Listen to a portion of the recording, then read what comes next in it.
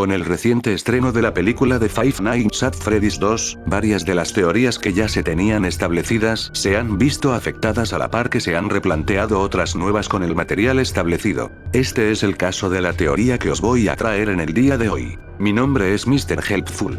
Y hoy os presento. ¿Son los animatrónicos de Five Nights at Freddy's 2 controlados por Puppet?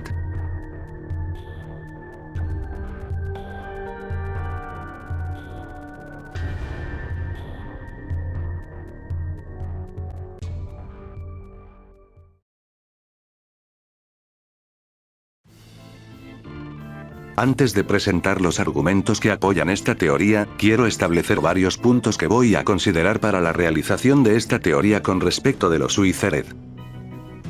En primer lugar, consideraré que los Wizard o Wizard son entes distintos a los clásicos. Secret of the Mimic nos ha aclarado alguna que otra duda al respecto, como que la construcción de los animatrónicos clásicos, los diseños de Fiona, habrían sido iniciada por Murray para antes de 1979, cuando los acontecimientos de Secret of the Mimic tienen lugar. De igual manera Edwin menciona que Fazbear Entertainment había considerado unos nuevos diseños francamente espeluznantes, que se sobreentiende que se refiere a los Wizard. No obstante, según el audio, se interpreta que Edwin jamás consideró cambiar sus diseños o siquiera trabajar en los modelos de Fazbear Entertainment. Aren't they insane? The look of these new animatronics is Fiona's design and they're great. Why would they change them now? Are they pulling my leg? The new concepts are frankly creepy. Oh, first they approve the art, then they approve the proofs. Now they change their minds when we're so close to final. It doesn't matter.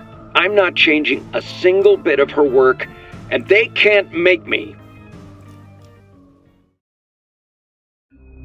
La diferencia de endoesqueleto entre los Wizard y los de Fiona ya debería ser una prueba de peso. Murray diseñó en primera instancia a Endo 01 junto a los diseños de Fiona.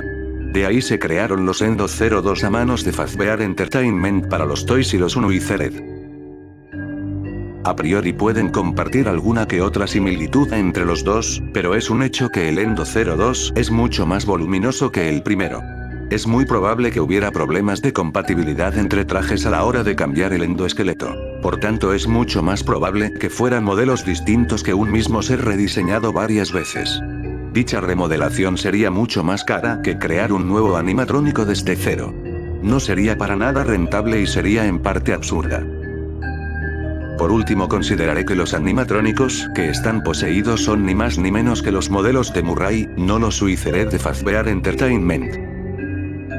Teniendo en cuenta que los Wizard no son el mismo ser que los clásicos, entonces únicamente uno de los dos podrían estar poseídos por las almas de las víctimas del MC. Se desconoce qué animatrónicos fueron los protagonistas del Freddy Fazbear's Pizza de 1985, ya que hay pruebas de que fueron los Wizard a la par que fueron los clásicos.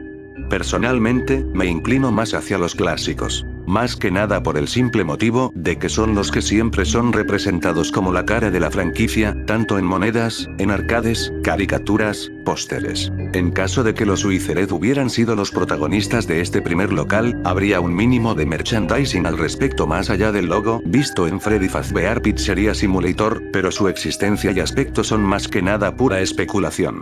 Incluso en los más recientes juegos y novelas visuales, son representados como los clásicos en lugar de unos diseños más parecidos a los Wizard. Incluso en las propias novelas de Charlie los animatrónicos Wizard no existieron, pues parecen ser más fruto de un prototipo que jamás vio la luz al público que otra cosa. Como es mencionado en la película de Five Nights at Freddy's 2, podrían ser prototipos que tan solo fueron usados para repuestos.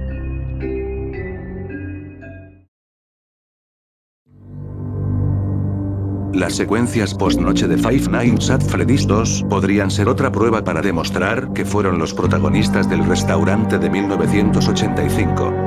No importa si son consideradas sueños o flashbacks, de las dos maneras estos modelos tuvieron que ver la luz de modo que pudieran ser parte de un sueño o un flashback de la propia alma de Freddy. Ante la posibilidad de ser consideradas premoniciones del futuro, de Five Nights at Freddy's 1, habría algún que otro eco argumental, como que sería un tanto extraño que Puppet apareciera en las secuencias de Five Nights at Freddy's 2, mas estuviera totalmente ausente en los minijuegos Follow Me de Five Nights at Freddy's 3. Siguiendo esa lógica, el minijuego de Five Nights at Freddy's 2 Give Gifts, Give Life queda un poco en el aire.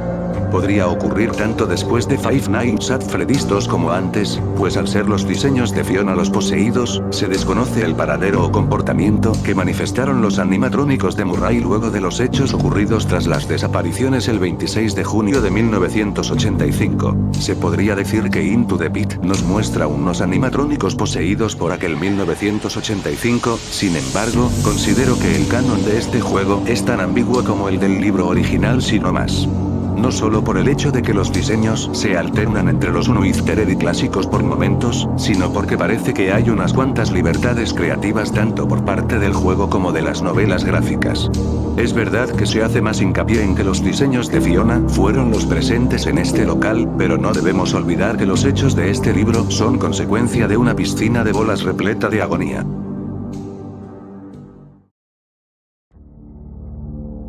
Ahora bien, ¿por qué considerar que los animatrónicos Toys no fueron poseídos?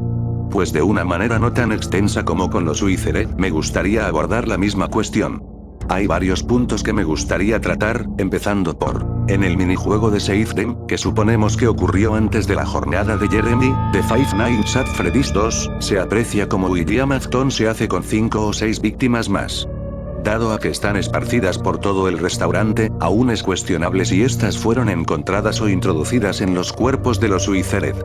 Dado a que no hay nada similar a un Give Gifts, Give Life equivalente para las almas de los Toys, y la poca relevancia que se les ha dado a este suceso, es debatible que Puppet haya traspasado estas almas a los cuerpos de los Toys considerando el punto siguiente. En el minijuego de Happiest Day de Five Nights at Freddy's 3, luego de que los Toys, Shadow Bonnie y el que parece ser Fredbear, o Golden Freddy, hayan repartido tartas de cumpleaños dentro de sus respectivos minijuegos a las almas de las víctimas del City, se reúnen en una fiesta para celebrar el cumpleaños del alma de Golden Freddy. En esta fiesta se hallan diferentes almas que, si bien casualmente se parecen a los mediocre Melody, podrían representar a las víctimas de los sucesos de Five Nights at Freddy's 2. Esto debido a que para ese punto del lore es muy poco probable que los mediocre Melody fueran siquiera una idea, y las únicas otras almas que se conoce que habían sido asesinadas serían las del local de Five Nights at Freddy's 2. Ante la duda, considero muy poco probable que las almas de las víctimas de Five Nights at Freddy's 2 sean aquellas que entregan los pasteles a las almas de las víctimas de 1985 por cómo son representadas en los minijuegos. En primer lugar, como ya he mencionado, las almas que se encuentran sentadas en The Happiest Day poseen máscaras que no se corresponden en lo absoluto a los Toys, sino que se asimilan más a los mediocre Melody. Luego, los animatrónicos que se muestran entregando los pasteles son Mangle, Toy Chica, Balloon Boy, Shadow Bonnie y Fredbear, o Golden Freddy. Podría tener en parte sentido el fundamento de que las almas de 1987 fueran guiadas por Puppet para permitir el descanso de las anteriores víctimas, sin embargo, el hecho de que Fredbear y Shadow Bonnie aparezcan en el minijuego ya lo hacen incoherente. Esto es quizá una representación metafórica de cómo Puppet buscó a las víctimas de 1985 para poder celebrar su día más feliz para descansar al fin en paz. Aún así debo admitir que estos minijuegos son de todo menos resolutivos. Así por último podríamos concluir con lo que es la propuesta de la teoría en sí. A lo largo de la película Puppet trata de poseer un cuerpo humano mediante el apoyo tanto de los animatrónicos Toys como de los Wizard para poder ser liberada de la pizzería, así pudiendo cumplir con su objetivo de acabar con todos los padres debido al último sentimiento que tuvo hacia ellos antes de morir: la ira. Si bien considero que hay cierta similitud entre ambas versiones del personaje, debo hacer hincapié en las diferencias que existen respecto de los juegos a la película en torno al personaje de Charlotte y Puppet. Cuando Charlotte es asesinada afuera de Freddy's durante el minijuego de Take to the Children, es mostrada llorando frente a las puertas de Freddy Fazbear's Pizza, al haber sido dejada abandonada por el resto de niños en las afueras bajo una tormenta. De ahí se supone que Afton la persigue hasta un callejón, donde acaba con su vida y la deja tirada. En la película, al contrario, muere en parte por culpa de la ignorancia de los padres ante un secuestro de un niño a manos de William Afton. Actúa por su propia cuenta al ser ignorada por los adultos, y es su acto lo que la condena a que Afton la acabe alcanzando y acuchillando por la espalda. La diferencia clave de sus personalidades es el sentimiento que poseen durante su muerte. mientras que Charlotte en los juegos muere con un sentimiento de miseria, de tristeza, siendo abrazada por Puppet bajo la lluvia, aún incluso estando al borde de desactivarse por su deterioro. En la película muere con un gran sentimiento de odio hacia los adultos, con una ira descontrolada que termina siendo acogida por Puppet en sus brazos. En parte debido a las circunstancias en las que mueren cada una de las Charlotte en su respectivo medio, la Puppet de los juegos es un alma más empática y misericordiosa al querer evitar que otros niños o almas sean abandonadas como le abandonaron a ella durante aquella noche. Pues como bien dice en uno de sus diálogos de UCN, no se deja guiar por el odio. I don't hate you, but you need to stay out of my way. Cuando eres derrotado por un animatrónico de Five Nights at Freddy's 2 en UCN, Ultimate Custom Night, pueden llegar a pronunciar ciertas oraciones que con este nuevo contexto podrían ser entendidas de otra manera. Por un lado, Wizard Bonnie parece hablar tanto del fracaso de los planes de William Afton como de afrontar las consecuencias de sus actos en Time to face the consequences of your failure. Might as well face the fact you were always destined to fail. What is this new prison? Is it me trapped, or is it you? Perhaps it is us both. Ni el alma del propio Jeremy ni el animatrónico de Bonnie en sí aparentar ser los que hablan, pues se siente como si conocieran a Afton más de lo que parece. Quizá esta es otra prueba más al respecto de que es Puppet quien está hablando por él. No obstante, considero que es Wizard chica la más interesante de los dos cuando afirma: I was the first. I have seen everything. Según conocemos, Charlotte fue la primera víctima de los niños desaparecidos, así que resulta un tanto peculiar que esta frase puede ser interpretada de otra forma que incluso parece tener más sentido que la que tenía en un principio. También cabe mencionar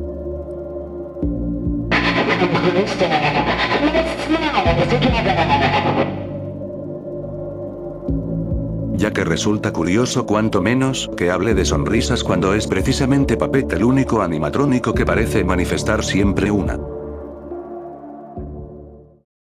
En los eventos de la película, Puppet controla a los Wizard y a Balloon Boy a distancia para evitar que Mike Schmidt desactive a los animatrónicos Toys desde la oficina de seguridad. A diferencia de la película, en la que Puppet tiene como objetivo la venganza, en los juegos podría optar simplemente con ser libre, de guiar y liberar a las almas de otras víctimas de William Afton. Si bien en la película muestra que su objetivo real es adquirir un cuerpo propio mediante la posesión o fusión, en los juegos no parece ser este el caso, ya que incluso cuando es ella misma quien se encarga de acabar contigo, opta por introducir al guardia en un traje de Freddy. Quizá el gameplay de Five Nights at Freddy's 2 podría tener un sentido más allá de simplemente sobrevivir la noche.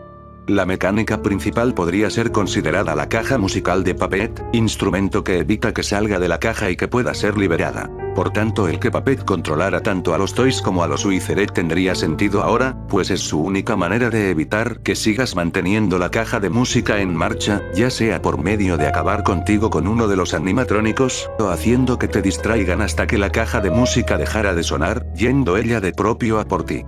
Pues es la libertad lo único que busca, y si hay un guardia que le impide dicha libertad, deberá deshacerse de él.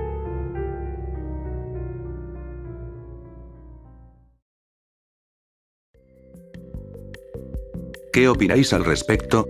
¿Creéis que Puppet es la culpable del comportamiento de los animatrónicos de Five Nights at Freddy's 2, o consideráis que solamente es un alma más, tan perdida como el resto? Estaré al tanto en los comentarios acerca de vuestras visiones al respecto, al igual que de vuestras correcciones, claro está. Recordad que esta es solo una interpretación personal que no pretende nada más allá que tratar de darle una explicación al comportamiento de los animatrónicos de Five Nights at Freddy's 2 luego de la perspectiva que la película nos ha aportado. No pretendo desmeritar otras teorías, ni imponer la mía. Eso ha sido todo por el día de hoy. Espero que mi primer vídeo haya sido del agrado de todo el mundo, y que pronto pueda volver con más. Ahora no me queda nada más que desearos unas felices fiestas navideñas. Nos vemos en el próximo vídeo.